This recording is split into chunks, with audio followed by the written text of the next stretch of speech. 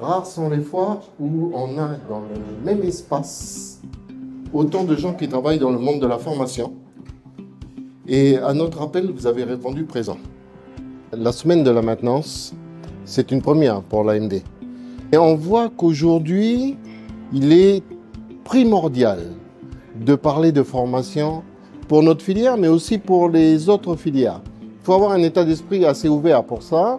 Et nous avons donc décidé au groupe de travail de l'AMD de lancer cette opération, cet événement, en faisant venir deux métropoles, deux partenaires historiques, qui sont la FIM, avec qui on travaille depuis des années, et nous sommes leurs représentants dans tout le Pacifique, également l'UIMM, qui est un gros centre de formation bien étalé sur toute la métropole, et qui ont des particularités qui nous intéressent, dans le sens où l'UIMM, par exemple, forme les employés des entreprises. Et c'est cette spécificité qui nous intéresse. Donc ils sont arrivés il y a maintenant une semaine en Nouvelle-Calédonie. Et nous avons parcouru la Nouvelle-Calédonie. Nous sommes allés à Boaï. Nous avons rencontré le GIEP, le RSMA. Et nous sommes allés à Koné où nous avons été reçus par le grand patron de KNS, également M. Alcide Ponga. Donc ils ont fait avec nous toute la Nouvelle-Calédonie. On va leur répéter encore cet après-midi, c'est qu'il faut voir la maintenance dans sa globalité. Et il n'y a pas que la maintenance industrielle. Aujourd'hui en Nouvelle-Calédonie, on ne va pas reconstruire une usine. Donc c'est comment on fait vivre en Nouvelle-Calédonie en apportant des compétences à nos employés, à nos entreprises, des compétences dont le pays a besoin. Alors quand je dis ça, je réponds à une problématique qui nous arrive aujourd'hui, c'est que le monde a changé. Beaucoup de compétences qui étaient en Nouvelle-Calédonie sont allées. Aujourd'hui, il y a du travail partout dans le monde. C'est comment on récupère ces compétences? Ça va coûter très cher. Ou alors, on réfléchit autrement avec nos gens, avec nos enfants, pour qu'on puisse les former, les monter en compétences et venir renforcer nos entreprises qui sont existantes en Nouvelle-Calédonie. Trop longtemps dans notre pays, les entreprises sont restées loin des organismes. Les organismes, ils ont fait ce qu'ils ont pu. On peut critiquer, on peut tout faire, sauf qu'à un moment donné, il faut arrêter de critiquer, il faut se parler, il faut s'écouter et fixer un cadre. C'est ce qu'on a fait ce matin. Cet après-midi, on va restituer. Et en réalité, ça devient tout simplement un projet pays. Ce matin, moi, j'ai discuté avec un membre du gouvernement où il nous a appris ouvertement, donc là, je vous le donne en prime, c'est qu'il va créer l'observatoire dont a besoin la Nouvelle-Calédonie au niveau des formations, des compétences, pour qu'on puisse établir des prévisions et de faire venir un formateur qualifié, très compétent et qui a pour habitude d'écouter et de s'adapter. Nous, on a besoin de ça. Notre insularité nous oblige à ça. Donc, c'est ce qui va se passer. Deux provinces aident les clusters. Province Nord, présent aujourd'hui. Province Sud, présent aujourd'hui. On s'est adressé à nos institutions et il ne faut pas avoir peur de le dire. C'est grâce quand même aux provinces que les clusters dans leur ensemble vivent. L'éducation nationale, présent aujourd'hui. Cadre Avenir, présent aujourd'hui. Et tous les autres services. Moi, je crois que les jeunes, c'est la solution de demain. Qu'on veuille ou qu'on veuille pas, il faut arrêter de critiquer nos jeunes. En Nouvelle-Calédonie, nous avons environ 2500 jeunes qui sortent de nos écoles tous les ans et qui sont bacheliers. Alors je vais m'adresser à vous les jeunes. Il est temps de vous lever. La maintenance industrielle ou d'autres filières ont besoin de vous. Venez, ne restez pas à rien faire, posez des questions. Aujourd'hui, les institutionnels, aujourd'hui, les chefs d'entreprise travaillent pour vous. Nous avons besoin de vous. Grâce à vous, nos entreprises seront plus fortes pour demain et nous aurons une économie qui sera solide.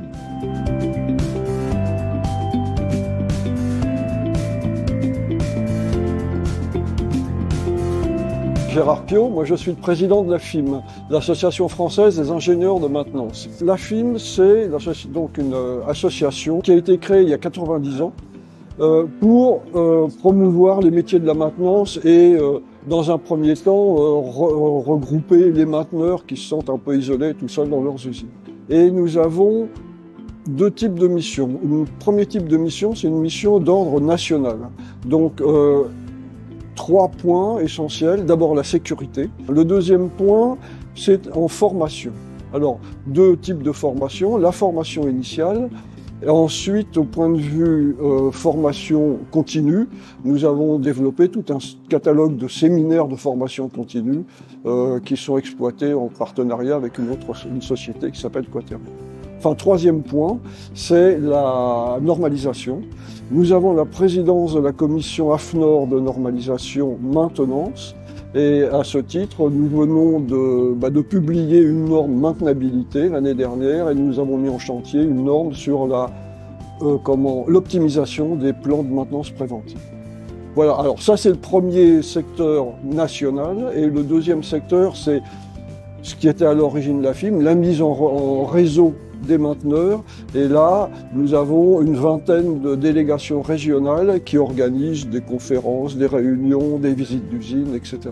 On constate sur l'île un gros déficit de compétences dans le domaine de la maintenance. Et donc, le but de ma visite, avec un collègue de l'UIMM, c'était d'essayer de faire un espèce de bilan des besoins, du ressenti des grands donneurs d'ordre pour discuter avec eux, voir comment ils sentaient ce problème, de voir comment on pourrait améliorer les choses, tout simplement. Hein, voilà, c'est simple. C'est simple à dire, c'est pas simple à faire. Les pistes, je dirais, on se fixe des objectifs. Donc la première chose à faire, c'est un recensement des besoins. Et ça, c'est très difficile. Se donner des indicateurs pour voir si notre action, effectivement, a un effet. Et puis après, d'ajuster l'offre de formation aux besoins. Il y a toute une génération de jeunes qui arrivent et qui vont continuer à arriver sur le marché de l'emploi. Il faut les occuper, il faut qu'ils trouvent un boulot. Hein, parce que quand on trouve un boulot, on a des sous, on est occupé et puis on rentre dans la vie, la vraie vie. Hein. Il faut qu'il y ait une Calédonie qui soit forte, hein, bien organisée et voilà, et on travaille pour ça.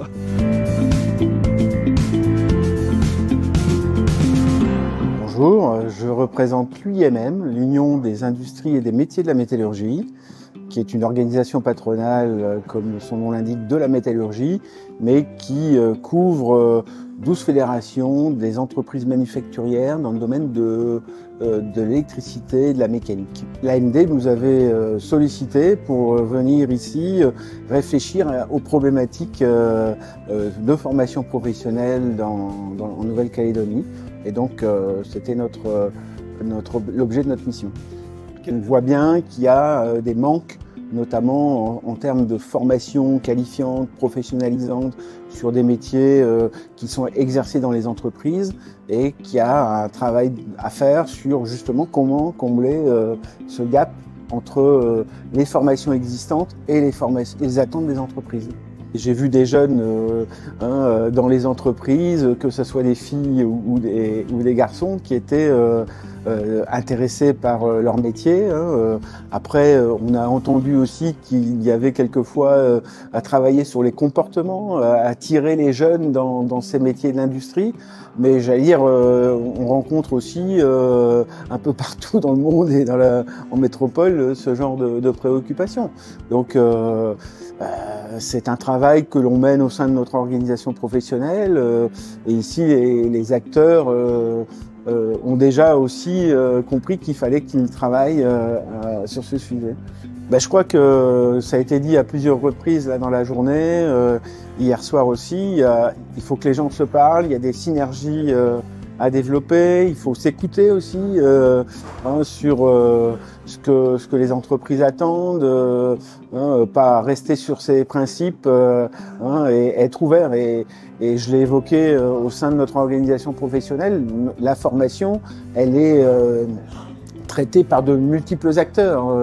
Les entreprises, les grandes ont leur centre de formation interne. Il y a des opérateurs publics, des opérateurs privés. Il y a des opérateurs de formation portés par des branches professionnelles. Et c'est ce tout qui fait que on répond globalement, correctement à la demande.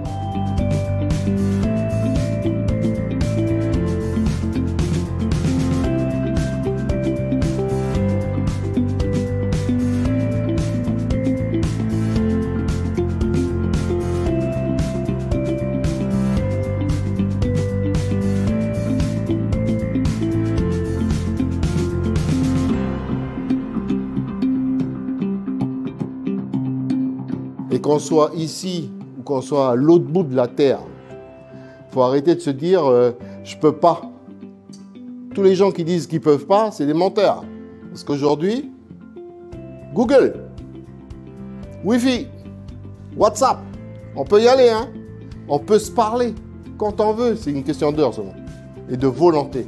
Notre état d'esprit doit évoluer à tous. Et on doit être capable de relever les défis qui nous arrivent. Moi, j'en connais un qui aime bien quand je parle. Ok? Merci à tous et à bientôt.